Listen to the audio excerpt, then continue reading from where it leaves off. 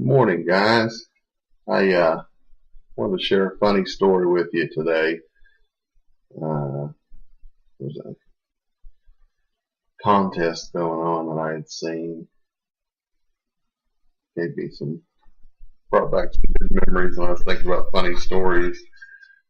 I want to share one with you about my grandfather. Called him Papaw. Which that's my nickname to my grandson too, Papaw. I was probably around 12 years old. We went squirrel hunting one time. It was early in the season. We were having an unusual cold snap, and we set out early, and we're all bundled up for the weather we were having. And by the time 11 o'clock or so rolled around, the temperature had really risen quite a bit. We were probably in the 70s, and so we had shed all of our layers down to just our t-shirts, probably. I don't remember exactly. But anyway, and we were beginning to get quite thirsty at this time because we had forgotten our water jug. Normally, not normally, we always took a milk jug that was half filled with water, put in the freezer overnight, and then the next morning we would fill it up with water. So we'd have ice water all day, and it was in the truck. And we were, I don't know, probably a couple of miles from the truck at least at this time. Now, my grandfather was a big man. He made me look small. I go about 6'1". I'm an easy 3.25", depending upon the season. And he was 6'4", probably. Weighed at least as much as me, maybe a little bit more. Strong as a bull ox, too, let me tell you. He was a steel worker.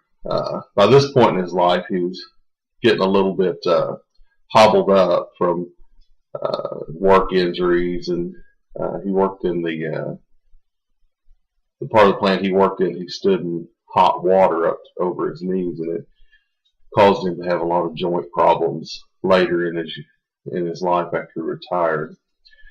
Anyway, so we were going along. It was, like I said, getting close to midday, and we came across this apple grove where we were hunting. It's a wildlife management area now, and at one time it had been a farm. So every so often you'll come across apple grove, maybe a peach grove, tons of pawpaws, and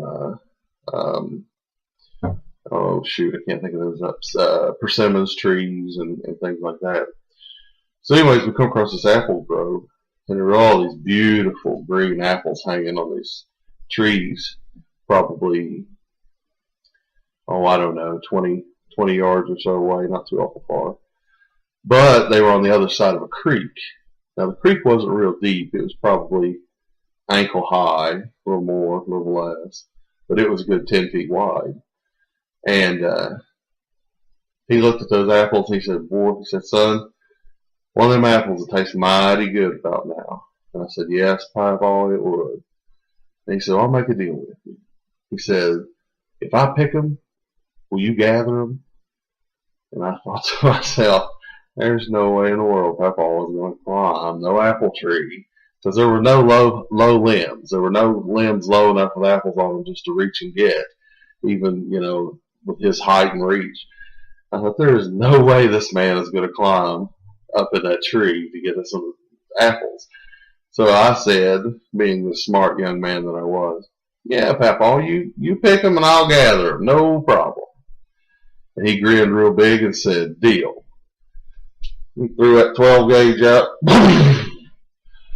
Apples went a-falling all over the place, and he started shouting, and he said, "I picked them, son. You go gather them." So he got me. I was licked. I trekked across that creek laughing the whole way. Got oh, I don't know, two or three apples a piece probably. Trekked back, and I'll tell you what, those are the best tasting apples I've ever had. So that's my funny story. And I hope it brings a smile to your face like it does mine every time I think about or tell it. Have a good day, guys. God bless.